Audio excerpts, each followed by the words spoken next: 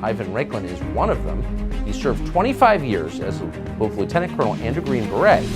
But the moment the Pentagon started promoting vax mandates and equity training, he left, he retired. And we asked him about that decision, a very sad decision from his point of view. And here's part of the conversation. Hey everybody, it's Red Taylor here, and I've got a big old favor to ask of you. If you would, go down and subscribe to the YouTube channel, and also please share this episode with someone that you care about. Man, that would mean the absolute world to me. You never know, it could mean the world to them as well. So thanks a million, and please enjoy the show. Hey everybody, welcome to a blazing hot brand new episode of the Red Hot Read. And today's guest, I'm telling you right now, you better buckle up because things are fixing to get hot in here and you're not going to be able to leave. He's a former Green Beret, and he calls himself the Deep State Marauder right now. And once you hear his message today, you're going to know he's for real. Just put your hands together and welcome our guest, Ivan Raiklin, to the Red Hot Read. Ivan, thank you for being here, brother. Where's the app that does? I don't know. I'm not that high tech either. Goes wild. Yeah. The Deep State target list members go wild. They're squirming. Okay, so let's go into that, okay? Because really, what I want to do is ask you a bunch of questions that I think that everybody has, right? I think that everybody like me, who's a family man, who's running a business, who's working to try to just to better their life, right? To try to figure out how in the world to chase this American dream. But ever since President Trump came down that escalator, and all this stuff started unfolding, and then the COVID lockdown, so many of us got red pilled and woken up, and we're looking out there and we're like, what in the hell is going on with this country? We don't even recognize it. Okay. So let's, there's so many places that we can start, but I'm just going to let you take it away and begin with where you are today. Yeah. So to kind of answer the general question, we'll go into details however you want. Excuse me.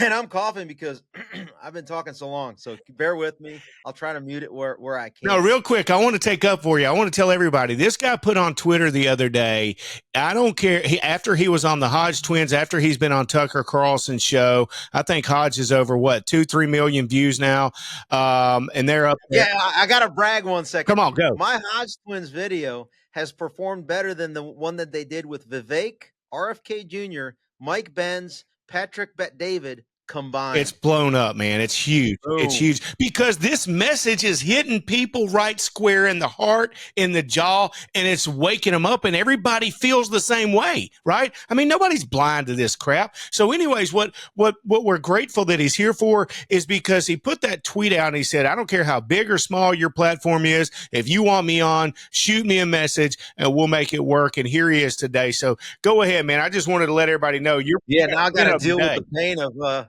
60 requests a day. Pressure. No, I'm good. You know what that pressure does? I know. Makes diamonds, baby. Bust those pipes. So, right. So check this out. When you were talking about a lot of people are like feeling something. They don't have the time. Like you said, they're busy. They're raising a family. They're in a business. They feel something's going on. I'm the guy that, was able to retire, having spent 25 years in the system, to then investigate and lay out by name, date, place, transgression, category, and section of our government that was involved in the total constitutional destruction, like the constitutional order that we're used to. And so I take it back in very specific detail down to the pixel level, if you will, 10 years, right? So we're talking about in 2014. So I don't know how many people even know who I am, but I spent 25 years in the system as a military intel officer, Green Beret, countered ISIS, Taliban, MS-13, Russian aggression, 5 continents, 5 languages. I had a pretty good run. I also was a military diplomat in the Republic of Georgia. I also picked up a law degree, became focused on constitutional law, national security law. So all that in the collective. And when they went after the guy that I respected the most of us did in the military, when the senior leaders of our government went after General Flynn, completely flawless, unblemished background, you crossed one of my red lines. And the other red line that you crossed was when you basically started to continue to target him after you fired him, right? knowing my background, my parents fled the Soviet Union, where the KGB tried to do that to my father, and he had to flee the Soviet Union. Luckily, he did. And when they did that to General Flynn, you weaponized against me. And like I said, the second red line is when they started to investigate me illegally without predicate for exercising my First Amendment off duty in my personal time. Guess what? I am now coming after you. You weaponized me against you. If you didn't touch me, if you didn't conduct unlawful activity, you would be safe and you could continue to conduct your criminal activity. But once you come after me, punks, all 600 of you, I'm coming for you with or without anyone's help. And apparently, it looks like millions of people are now helping. Yes. So now we're in the process of conducting the actual real deep state marauding, which is we got the deep state. I'll go into detail. Marauding is what a pirate does when they board a ship and completely sweeps it for all of its booty and loot and treasure. And that loot and treasure is what they stole from us, which is the 27 amendments and the 7 articles in our U.S. Constitution. And now we conduct the massive cleansing. And that's why your boy Jamie Raskin and his wife Sarah are concerned and talking to their media surrogates saying that, oh, Ivan Raiklin's First Amendment activity is just too much. We have to label him as a villain. Yeah, I am a villain to you, bud. And we're coming hard and fast. That's why he's a couple days ago said, we're going to create civil war conditions. Yes.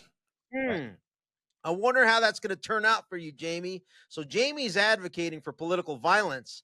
I'm advocating for the most peaceful, patriotic, legal, moral, and ethical pathway so that he receives the shiny end of the stick of treason, because we have the receipts and Elon Musk has a lot more receipts because he just purchased the biggest criminal trove of communications and evidence. Crime scene.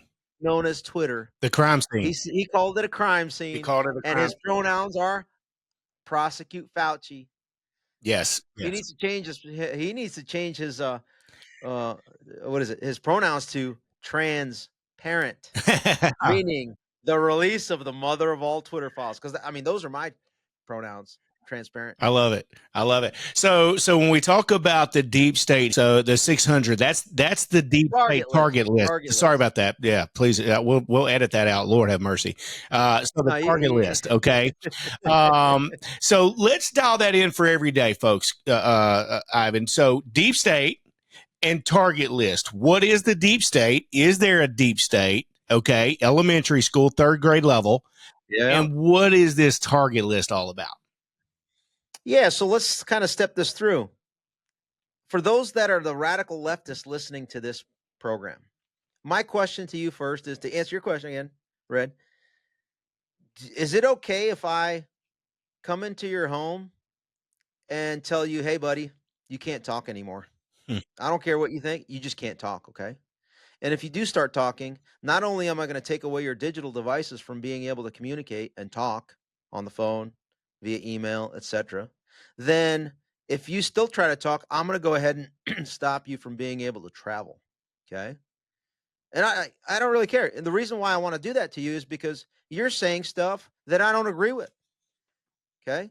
And more particularly now you're talking about stuff that is exposing me, the guy that's telling you not to talk. I think everybody would agree that that's not cool. So let's apply it to individual members within the U.S. government that do that. Yeah. Let's go with creating false narrative and information.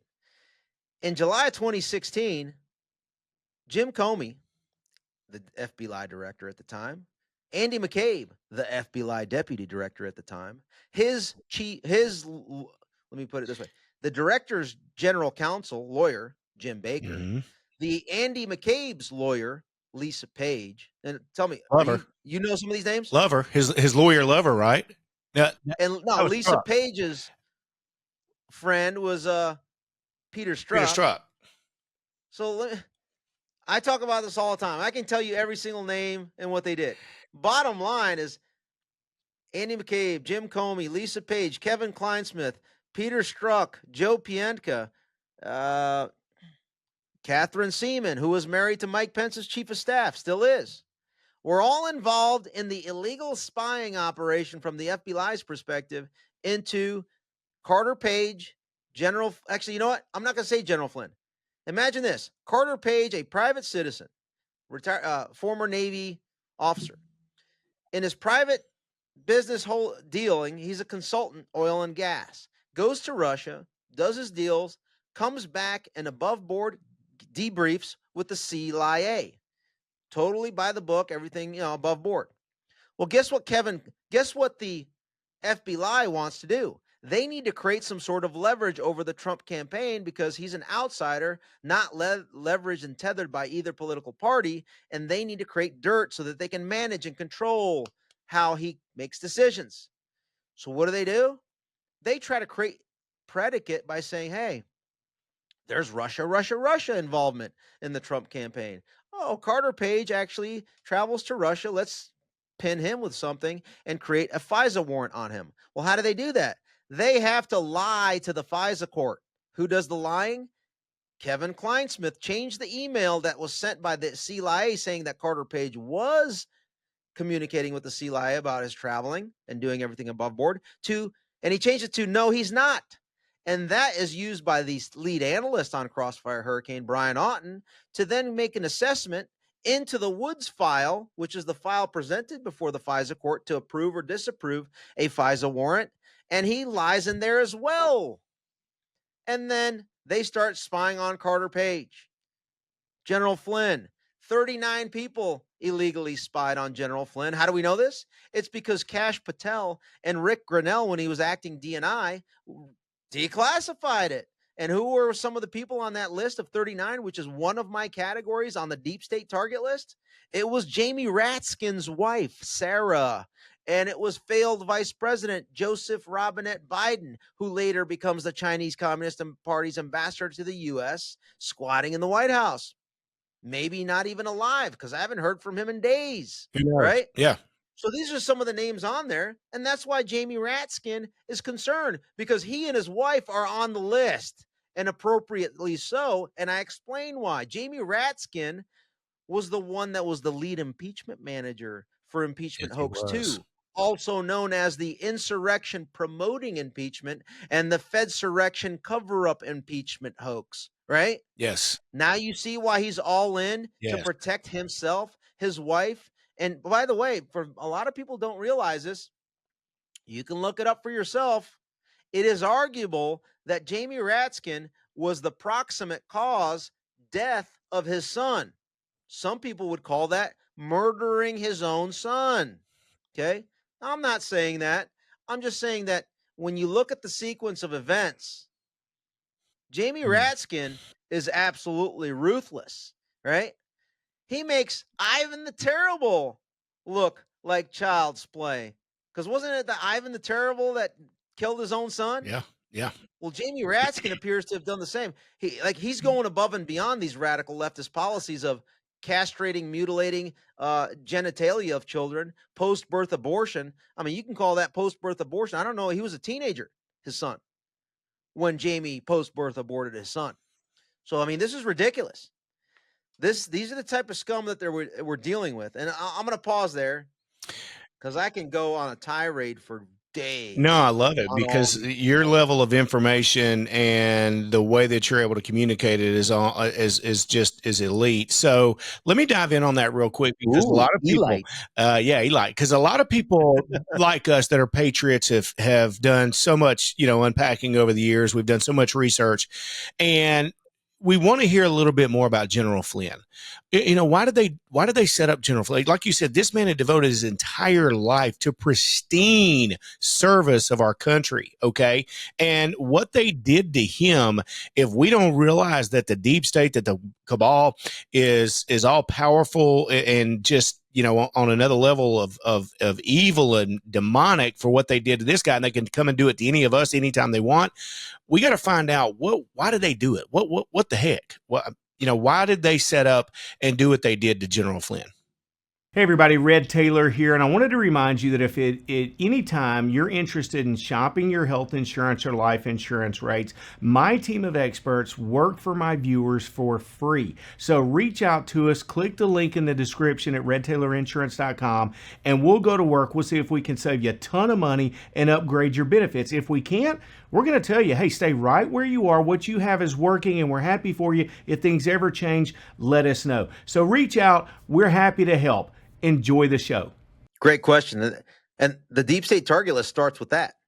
So General Flynn spent a third of a century in our national security ecosystem. At this point, if you continue his service, it's like we're approaching 40 years, right? Plus. So with General Flynn, he served before he was appointed twice by Barry Hussein to be the director of the Defense Intelligence Agency. Before that, the assistant director of national intelligence for partner engagements. He was a military intelligence officer as the senior intel officer in Afghanistan during that mission. Before that, he was the senior intelligence officer for an organization known as the Joint Special Operations Command. For those that don't know what that means you are basically the most elite military intelligence officer on the planet, serving in the most elite organization of any military force or unit on the planet. Not just the United States. It's the most capable unit of its kind of the 193 countries that exists on this planet. Okay. Yes. So you're not some schmuck. You're the number one intel officer, and you don't get there without being the number one intel officer for your whole career. Okay. Yeah. Now let's fast forward that. Most people know about his time as the director of the Defense Intelligence Agency, which so happens to be, if I'm not mistaken, the largest intel organization. When you look at its affiliates and subordinate entities, the largest intelligence organization on the planet. Okay. Again, kind of knows what's going on. But before that, this is what's critical. He understands the global order, the U.S. intelligence and national security system, and our state and county law enforcement and intel capabilities better than anybody previous or current serving in our entire government. This is how I'll explain that with receipts. Before he was the director of the DIA, he was the assistant director for national intelligence for partner engagements. What portfolio does that office holder have? Well, to put it in perspective, the director of national intelligence is above all the other 17 intel agencies. And part of that headquarters element, the direct reporting officer does partner engagements, meaning on behalf of the DNI, that officer communicates, coordinates, and synchronizes the U.S. intel system with all the other nations that we have a touch point with, right? All of the other intergovernmental partners, or interagency, I should say, right? All departments within the U.S. government, and more importantly, all state, local, tribal, city touch points that the U.S. intel apparatus has. So when you're in that position, you have the broadest and most in-depth understanding of the entire global order, of the entire U.S. federal system, and the entire state, county, city interactivity with the law enforcement, national security order in the country to a granular level before you even become the national security advisor. So when you know the system that well, one, when you know the people in the system, two, very well, all of them, right? Yes. And because you are pristine and you've operated without a single transgression, and you start to want to audit the entire system, those that have transgressions in their background that are in positions of authority in the system start to squirm and feel uncomfortable. When you watch the movie Flynn Deliver the Truth, Whatever the Cost, he alludes to the fact that during the transition period from 2016 to 2017, he was kind of scratching the surface to figure out, hey, I want a briefing from the CIA, particularly about the following things. Now, let me say this. the following things he's probably asking about that he wants to audit are all the presidential findings that exist in our nation's history. For those who don't know what a presidential finding is, it is the president's authorization almost entirely always to the CIA to conduct what's known as a covert action. Mm-hmm.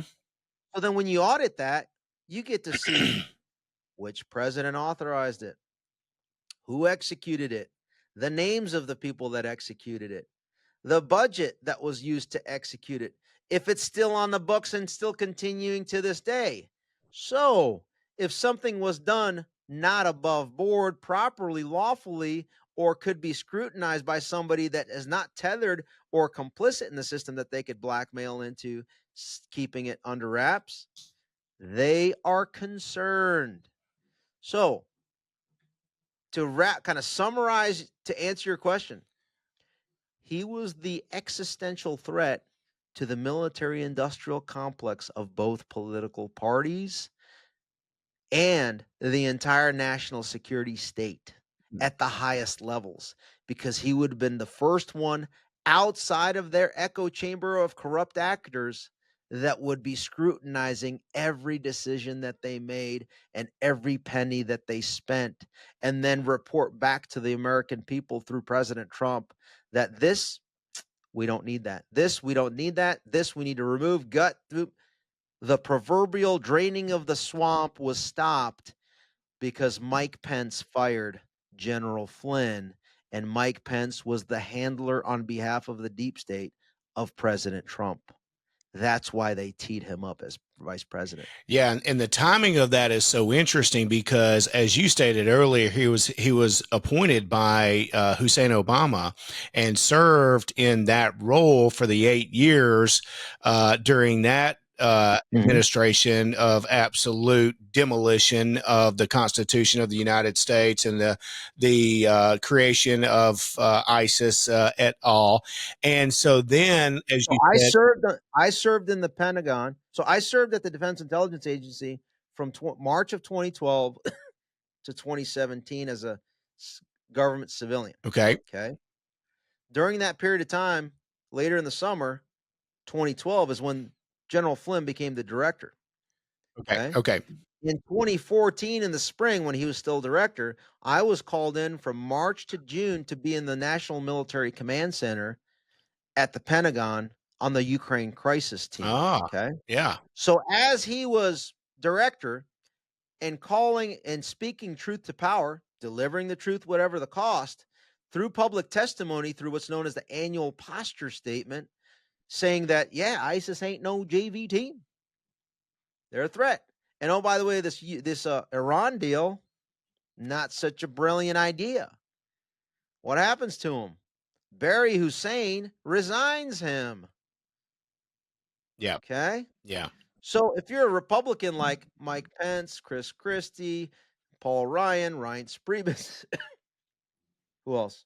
Newt Gingrich, you're thinking, wait, why is the Trump campaign vetting General Flynn to be the vice president? That's problematic. He was appointed twice by Barry Hussein to high-level positions, so they don't trust him. But then at some point, it went from trust to working together with the Hussein-Biden syndicate, and that's where I have an intel gap on where that took place specifically. But I think that conduit had to have been Mike Pence through his chief of staff, Joshua Pitcock, all the whole crew. He's had fourth chiefs of staff for his endeavors. But Josh Pitcock was married to Catherine Stephen, who was Peter Strzok's lead Russia analyst. Peter Strzok being one of the two that was deployed to get General Flynn fired or to get him to lie, according to the assistant director for counter intel of the FBI's notes. Yes, we have all of those. Yeah. You've got all the information. What's so interesting about it is all the names that you're spitting out it's like it's a little club. It's a little group, and they all just circle together in the swamp, and these rats just go from department to department to department, and they continue to conduct business as the shadowy government. That bureaucracy. Go ahead. This is how. So the Crossfire Hurricane team was created, and then all of a sudden Trump wins the election. Flynn is in the mix, and they're like, OMG, what do we do to cover ourselves? We remove Flynn. Okay, now that we removed Flynn, what do we do to continue to cover ourselves up? We create a Mueller investigation team to be able to use that to cover up anybody coming after and exposing what we did in the illegal spying op. And then when that fails to find anything with Russia, then they create what's known as the Foreign Influence Task Force at the FBI's headquarters to institutionalize the Russia lie and the hoax.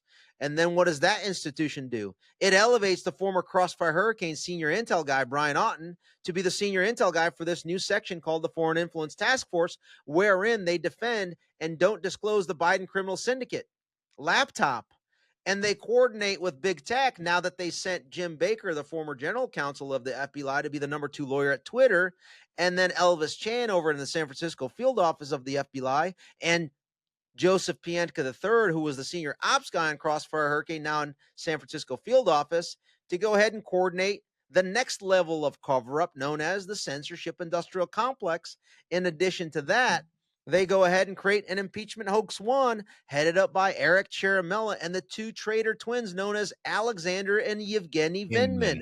All categories on my deep state target list. All these names that I've mentioned so far.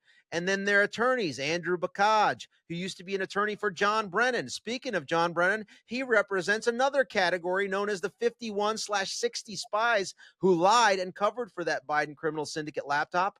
Another person on that 51 person name list is David Buckley, who they then used for the next cover-up, which was the January 6th Fedsurrection Cover-Up Committee, headed up by Mike Pence's beloved Liz Cheney and Nancy Pelosi's beloved Benny Thompson. I got all these names. I got all the relationships. I know what I'm doing because I used to teach intelligence analysis at our premier institution at the Defense Intelligence Agency to our 100 our 100 countries that we partner with as a U.S. intel community, and all of the intel community analysts that I ran through my program for the last 4 years. I had analysts from every single pretty much member of the intel community that I taught how to do and conduct professional intelligence analysis that I used to identify via link analysis, timeline, chronology, relationship, financial dealings, all the different structured analytic techniques that I used to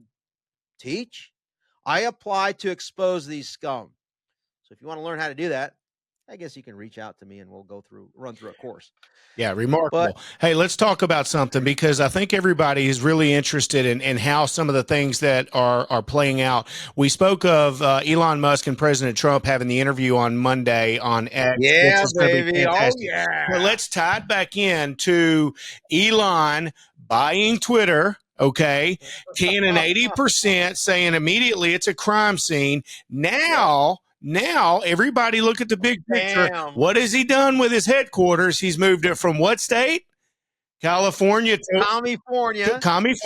To what state? So that Texas. they wouldn't have any leverage over him. So tell us about, no, I want to hear you tell it, because you're so good at it. You tell everybody what all this means, okay? Come on. It's so glorious. Everybody needs to hear how this ties in and what's really going on and how we're taking it back. And these guys that are, they're going to go down in history as American heroes, how these pieces are playing right now. So go ahead. I think you covered it, brother. I mean, basically you said it all, but let me just amplify it. Let me violently agree with you. Okay? So by agreeing with you this way. So if you're Elon Musk and you just bought the biggest crime scene ever and your pronouns are prosecute Fauci, well, you probably looked under the rug and under the hood, meaning you started to release some Twitter files and you started to release quite a bit of information through Michael Schellenberger and Matt Taibbi and Barry Weiss. But you did all that before you even publicly announced that you're going to support President Trump. Now that you publicly support President Trump, the only way that you survive as a human being against this deep state cabal and your businesses is you have to release all of the goodies that you have, because you need all of those goodies in order to guarantee a President Trump victory going into November. Because if he loses, Elon Musk is toast, is absolute toast. So then we kind of, as an analyst, I think through, what would be the best thing for him to do and when would be the best time for him to do it. So, step one, how about you de-risk yourself, Elon, and move away from the leverage of Gavin Newsom, Nancy Pelosi, Eric Swallowswell, Adam Bullshift, Mad Maxine Waters from California, and move your assets from California to Texas, where you are in a sanctuary with top cover from Ken Paxton, who just himself completely obliterated the Bush-Cheney syndicate that tried to impeach him. Remember his interview with Tucker Carlson? Oh, yeah. He's ready to go scorched earth, and actually, all indications show that he is conducting scorched earth against Pfizer fail, against Fakebook that just settled over $1 billion with his office last week even. What else?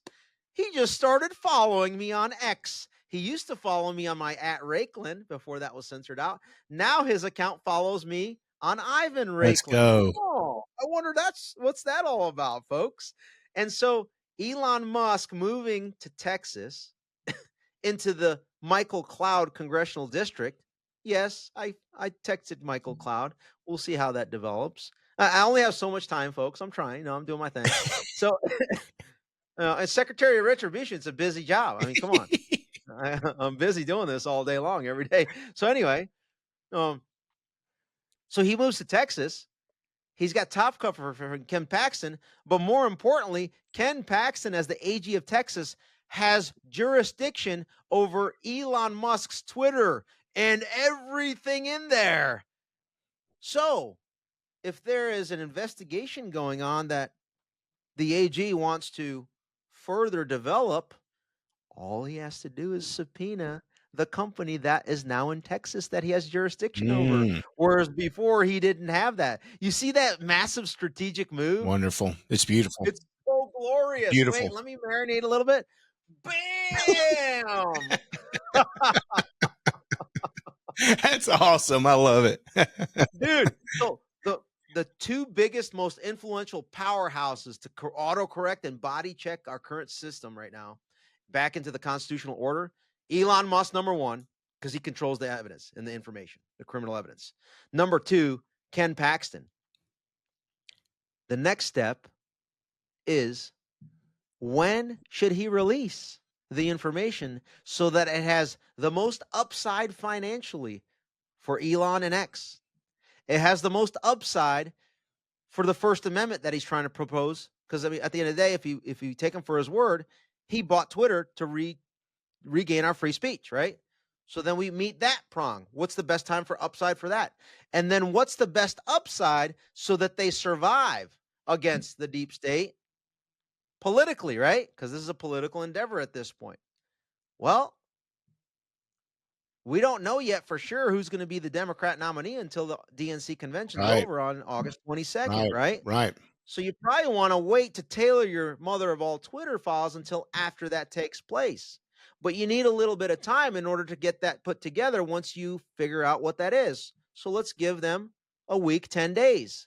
But then don't you want to have people come on to X in droves at a time when people are ready, willing, and available to pay attention to X? Well, everybody is on August recess in Congress. Everybody is on summer vacation in August, pretty much. Not everybody, those that can afford it, right? Yeah. But primarily, August is summer vacation time. So then why put it out right now when the news cycle is going to kind of like blow it off? Why not put it out the day before the next debate, which is then the day before early voting begins? So September 3rd is the day after Labor Day when everybody's back. September 4th is the scheduled debate. September 5th is when certain jurisdictions start to do early voting. So you kind of want to inform the debate so that President Trump can use that mother of all Twitter files during the debate. Remember, just like Joseph Biden did when John Brennan put out the memo with the 51 spies who lied just before the debate, saying that, that laptop of our corruption, the Biden criminal syndicate, has all the earmarks of a Russian info op. Yeah. And he said that to protect himself during the debate. Why not use the same thing and same strategy? I think it's brilliant, not only because I thought of it, but because I think it's timely, right? So September 3rd, released the mother of all Twitter files. It trends all day into the next day. And then by the evening of the 4th, we go ahead and start to discuss it while everybody's watching the debate. Hopefully, whoever is going to be the nominee is not even there. And it's going to be a debate between RFK and Trump as they both discuss the mother of all Twitter files. Unreal. The day before. And then after he loses the debate, then RFK says, you know what? I'm bowing out of the race. So that September 5th, people get to vote early on the only person remaining from that previous night's debate stage, right? Now, in the run-up to that, we got to do some things like remember, I explained that the top 3 figures to correct this in this order, people are going to disagree with me, but I'm going to explain why. Elon Musk is the most powerful person in the conversation right now, hands down. Ken Paxton is number 2, and President Trump is number 3. You're saying Elon because he's got the microphone. He's got 180, 200 million followers. He's got X. There you go. Paxton's got jurisdiction. He can handle, he's got all of the subpoena power in Texas of all of the mother of all files of the Twitter files coming in, right? Absolutely. And then Trump, because he's going to execute. Yeah, and those are the 2 that can then tee it up so that President Trump is literally put into office. They're the ones that can make it happen. Yeah. And then once he becomes president, and obviously he becomes the most, like during this interim period of time, obviously he's number 3, but then once they tee him up, then he becomes once again the most influential figure in the U.S. and on the planet. But Elon is right up there because it comes down to the ability to communicate directly with the masses. Yes. That is where power lies. Yes. Okay. Yes. So on Monday, I would say that President Trump's stature is going to significantly bump up because this is going to be the first time that he's done anything on X since the time when he tweeted his mugshot. Okay. It's been a while. That was the only tweet he's tweeted since he was banned on January 10th. Did he tweet that? Did he tweet it? Yeah. Okay. Yes. Okay. And that raised tens of millions of dollars. Yes. Just that one yes. tweet. It's a brilliant move. Yeah. He's a brilliant marketer. He's a brilliant man. Remember, you got to balance things out because he's got his own platform, Truth. Yep. And you don't want to bankrupt that. So he's got to play this, it's a delicate strategic move that the best move that I would recommend is you go on X, obviously, because Elon's got the leverage, and you want to basically thank him for that by having people come onto the platform. Because what that does, it pulls people off of Facebook, it pulls people off of Instagarbage, CommieTube, and CommieSearch in a way for that kind of, it's basically a prelude, a precursor, or foreshadowing for September 3rd and beyond. But while he's on there, I think he needs to still plug, hey, Rumble, Truth, and X. So if we can get the entire digital ecosystem so that X, Rumble, and Truth are the top 3 versus the other ones. Yes. Now we're starting to play ball and we have massive influence. And people can get the truth. It goes right. And instead of having 7.5 million followers on Truth, he can bump it up to 15, 20, 30 million followers. So, it's a win-win, right? Absolutely. And we still have, what's today? Thursday? Yes. Friday, Saturday, yes. Sunday, Monday. Yes. I still have 4 days to you, me, whatever. We have 4 days to influence the conversation that President Trump is going to have with Elon Musk. Why? I'm sure you have people that that are close, direct, indirect, to being able to inform that on Monday. I know dozens of people that can directly communicate that on either side of that equation between Elon Musk and President Trump. I'm not dictating anything. I'm just offering up ideas that if they think is good to, it's all about giving the best ideas and recommendations. And once they get to the right people, it's like, you know what? You don't have to name me as long as, it's implemented. I think it's going to be a net benefit. So my idea for Monday would be number 1, obviously he's got to plug Truth and Rumble, right? Yep. During that space. Because a lot of people still don't know what that is. They've never have heard no clue. They don't know what True Social is. Don't know what Rumble but is. everybody's going to be interested in the conversation between Elon and Trump. Number 2 is he might want to throw out something like, hey, thank you for thank Elon Musk for the Twitter files releases. And then ask the question, is there other Twitter files coming? And if so, what should we expect? Because you alluded to of Fauci files. You alluded, to that it was a crime scene. Is there more that you have? And what reason did you move from California to Texas other than what you said publicly? Oh, perfect. Is it so that you're protected by Ken Paxton? Or it doesn't have to be that direct, but you see where I'm going Sure. at, right? Yeah, and get So that even by message out. having that conversation, it puts an idea once again into Elon Musk's brain to then guarantee the next layer of actioning of a mother of all Twitter files. Because if everybody's demanding it, everybody's talking about it, he sees the demand signal. And from a business perspective, I mean, let's think about it. If he does something like that, and even if he trickles it out starting on September 3rd, everyone's going to want to be on Twitter. Everybody, well, X. Yeah. And so from a business perspective, it only increases his stature, and then it forces advertisers to basically say, I'm sorry, please, I'm begging to be back. Can I be back? Don't sue us, Elon. So his move 2 days ago with Rumble to sue all those advertisers Yes. is such an offensive pre-move. He's a genius on another level of his thinking. So yeah, it's going to be glorious. A couple of things, okay, and to switch gears a little bit. So we're just over 3 weeks since they tried to assassinate President Trump. Okay, Yep. To date, there's nobody's been held accountable.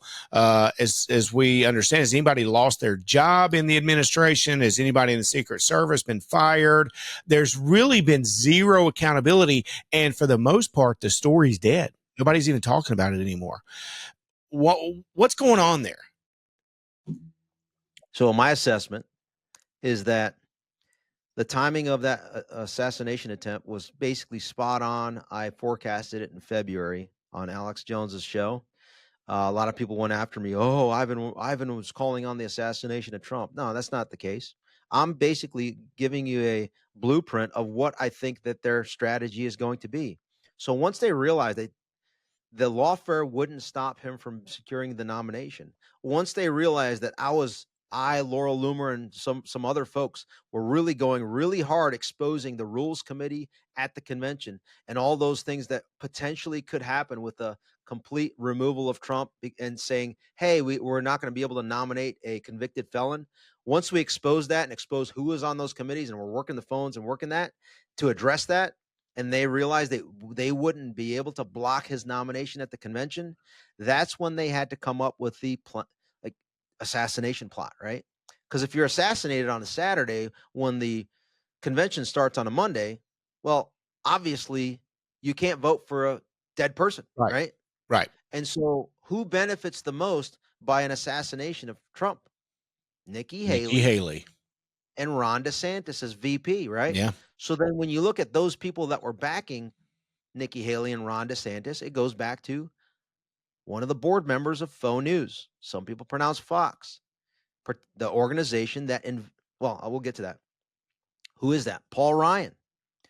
So Paul Ryan was backing DeSantis when that failed. Then he started backing Nikki Haley with his friends and allies in Georgia, Brian Kemp, with Chris Sununu in New Hampshire, with the Doug Duceys and the McCains in Arizona, right? So when it failed, they had to backpedal, right? And that's why you're seeing all this chaos immediately happening. The debate chaos, right? Biden's out. There's this power struggle in the Democrat side. You're a mess. The Republican. So the uniparty is literally scrambling, saying, oh my God, we failed in the assassination. He is now so much more powerful than he was before we failed at this assassination attempt. So you're seeing these mistakes / hasty moves being made. And I think they decided that the best way to start coming out of that is to ignore any reporting of the assassination attempt, make it look like it never even happened, and focus on promoting the next cover-up that they're doing. And so they're doing the promotion of Waltz and Harris. But here's the deal, you got to remember, they're not done.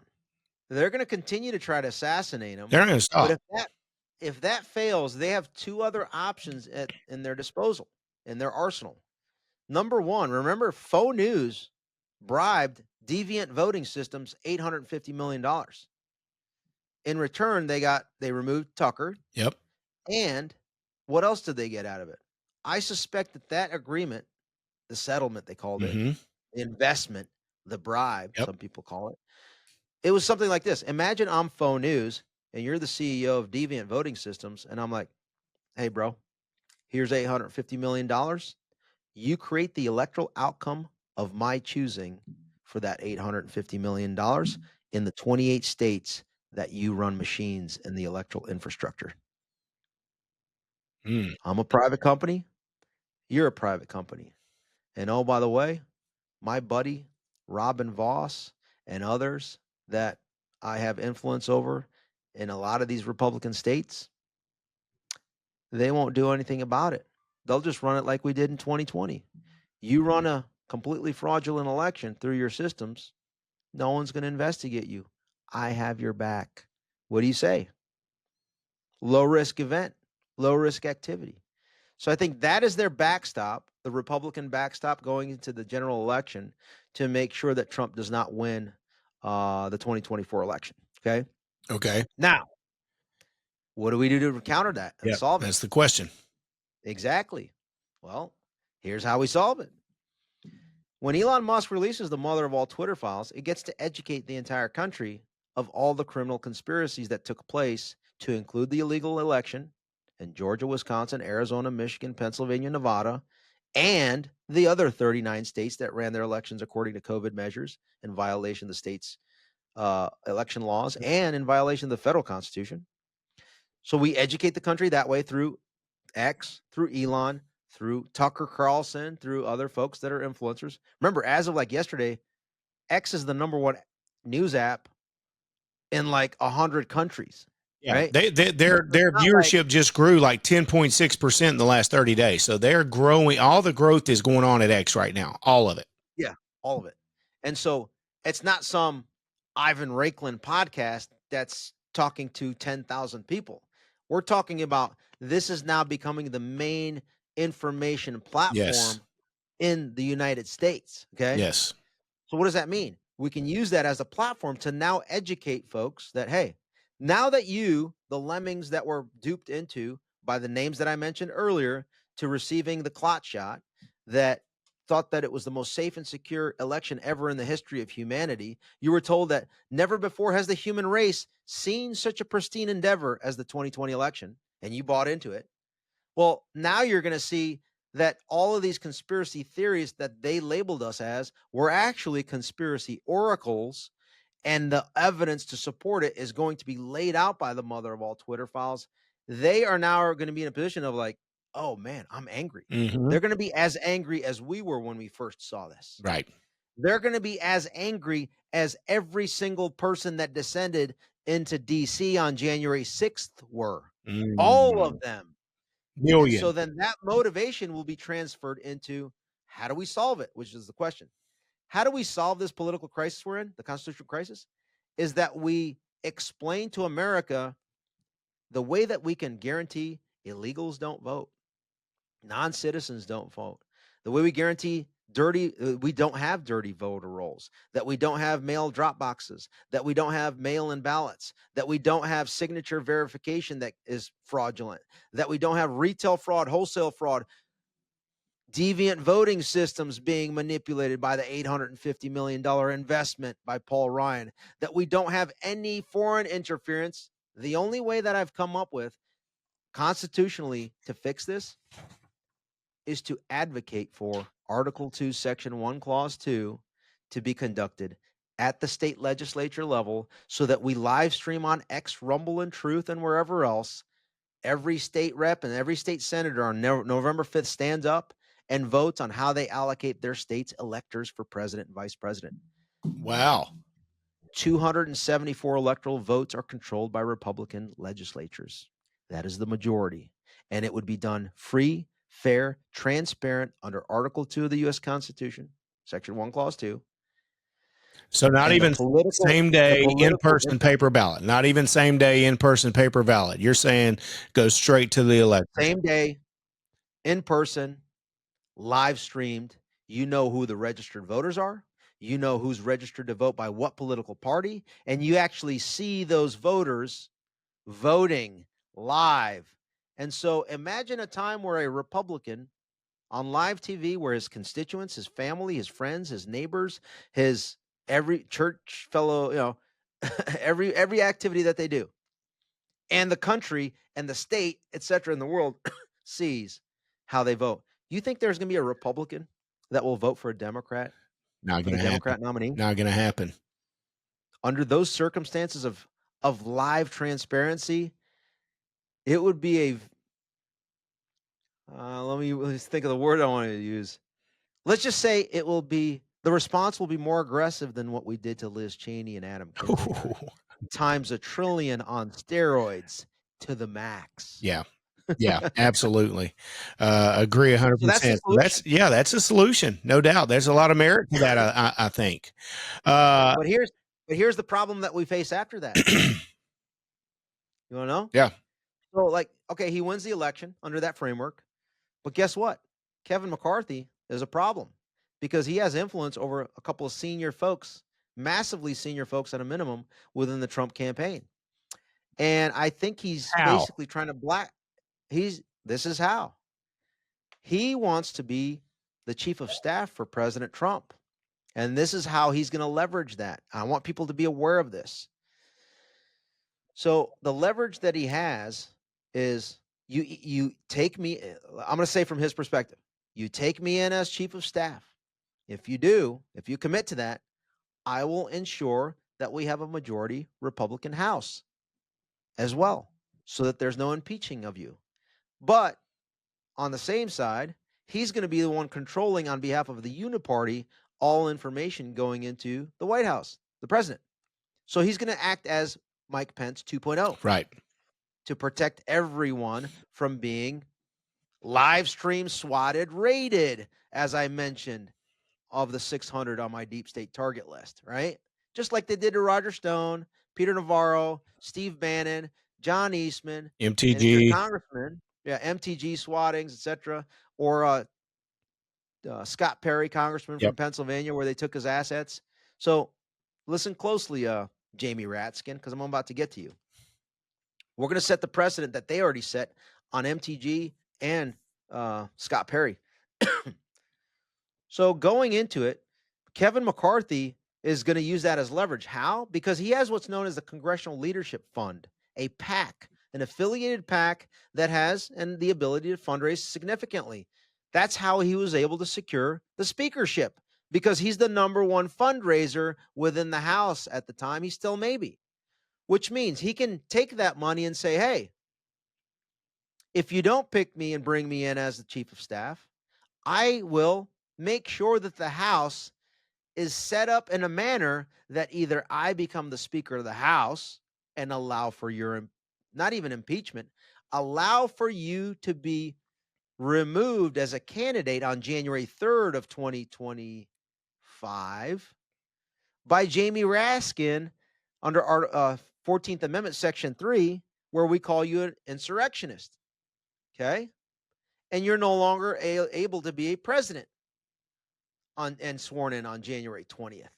That's what Jamie Raskin's been talking about in his strategy. Right. And the key player that they don't want to disclose publicly, in my opinion, is Kevin McCarthy. So that's how they're going to be able to control a second president term if they don't assassinate him, right? And if they let him in, is through a Kevin McCarthy control package. Or Kevin McCarthy could ensure that there's a Democrat House based on his funding allocation so that Jamie Raskin can do the same thing. And then the House votes to remove Trump as the incoming president.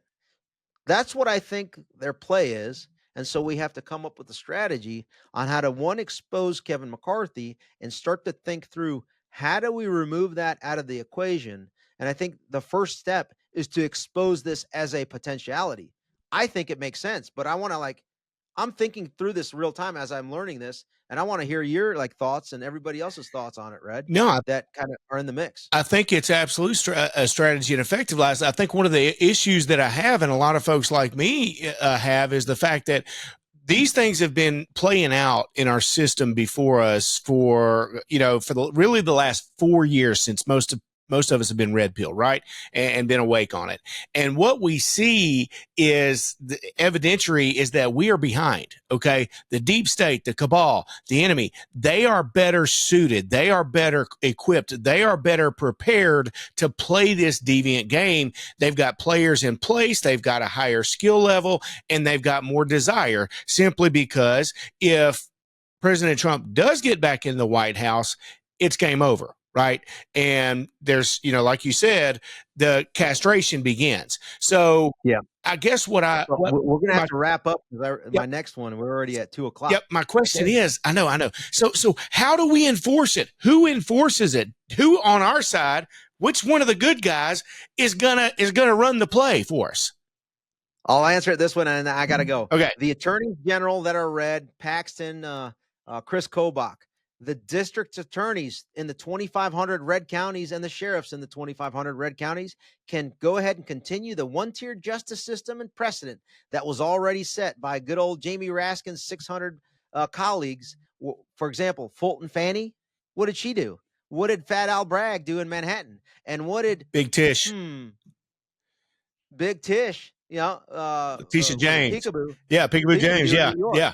So Paxton can do the same thing, which I expect them to do. And then the counties can do the same thing as Peekaboo, Fulton Fanny, etc. And then the sheriffs can do exactly the objectively reasonable actions that Michael Byrd did on Ashley Babbitt and Lila Morris did on Roseanne Boylan. Bam! All right, love it. And they can deputize 80,000 of us that were kicked out or left the military early to help him or help them in that lawful, moral, and ethical actioning of the deep state target list. Yep. So you hear it, local sheriffs, local AGs, local law enforcement officials, get in the game, get off the sidelines, get in the game. We need you. Hey, listen, man, appreciate you. Keep going. God be with you. Okay, brother?